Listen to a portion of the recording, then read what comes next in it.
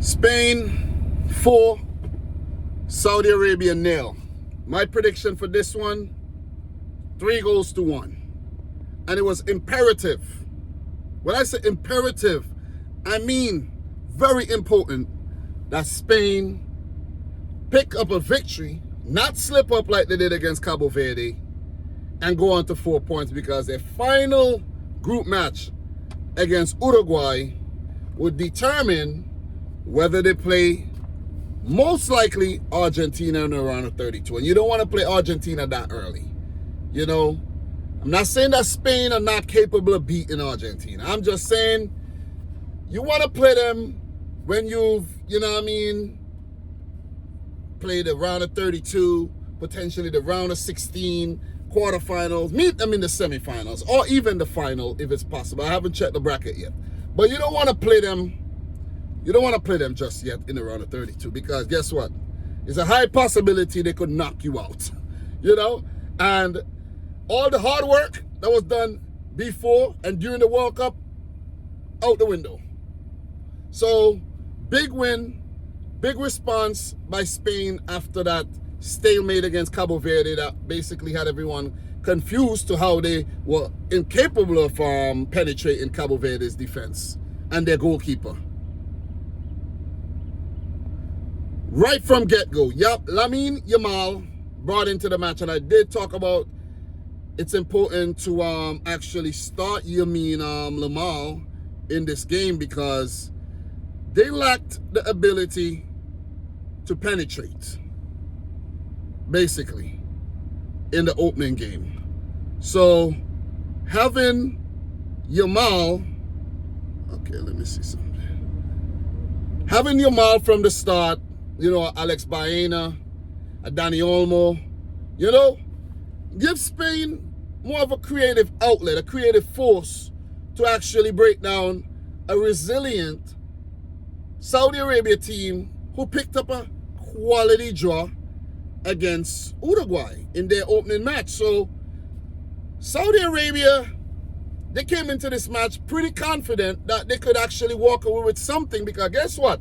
If Cape Verde did it, why can't we do it? That's what Saudi Arabia thinking, because they would consider themselves they're a more seasoned World Cup team. They're more established, probably, arguably a more established squad, and they've been around. You see what I'm saying? They got the experience and the know-how. Players been at the World Cup already, but they weren't ready for what was going to hit them. They weren't ready.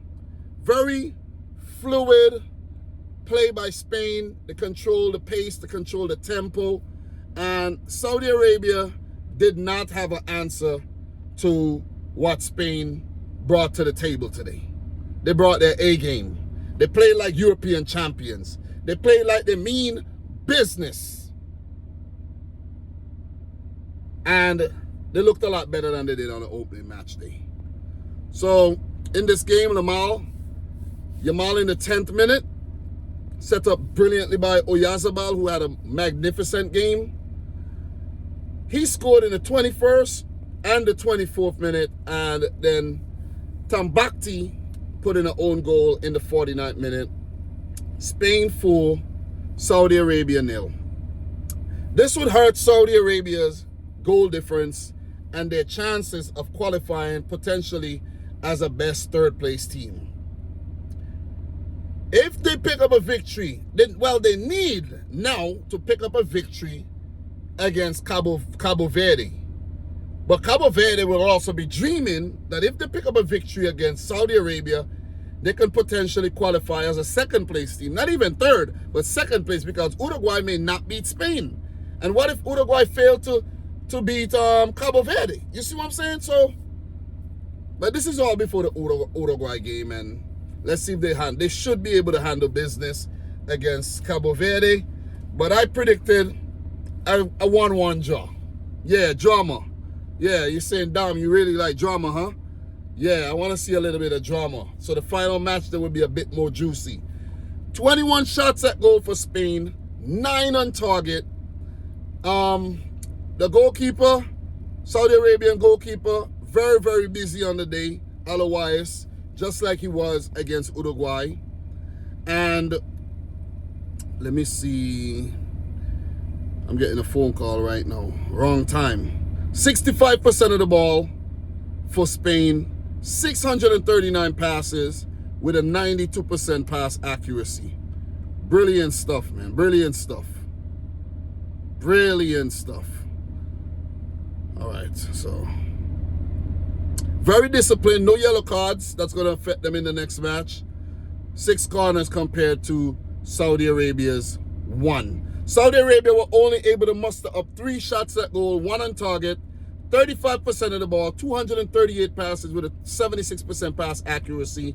They managed 1 corner, 3 offsides, not disciplined, 2 yellow cards. They were thoroughly and utterly outplayed by España on the day. What does Coach Donis and Saudi Arabia do?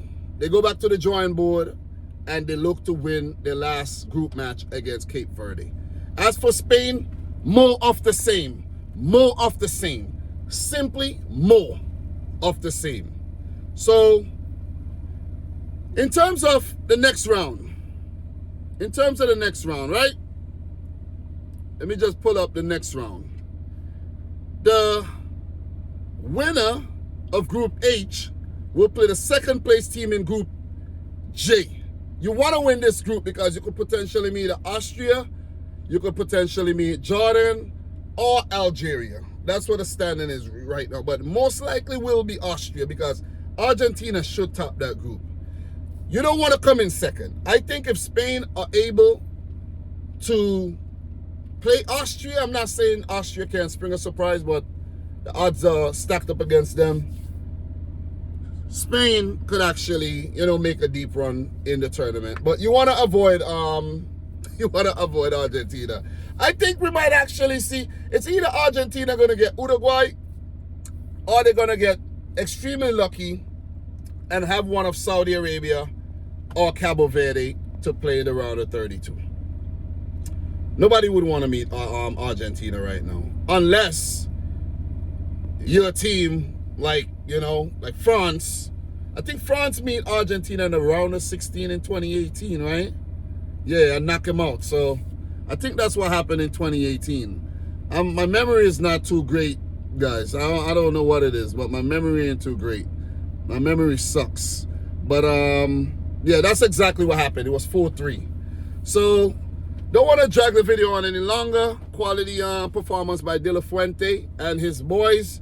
He did rotate the squad heavily, bringing off important players, putting on players to, get a little, game time under their belts and, do exactly what is necessary to have a squad well-oiled coming up for the next game. Guys, there was a few goals. There was an offside goal by Ferran Torres I could recall that was chalked off. There's a few things, man. Can't touch on everything. Can't touch on everything. But just wanted to talk about those few things, in the game, few important moments, and just give my opinion and my thoughts about both teams. Guys, thanks a lot for tuning in. Subscribe if you like the video if you haven't yet done so. And until my next one, peace out. Rich Squad. Let's get it, baby.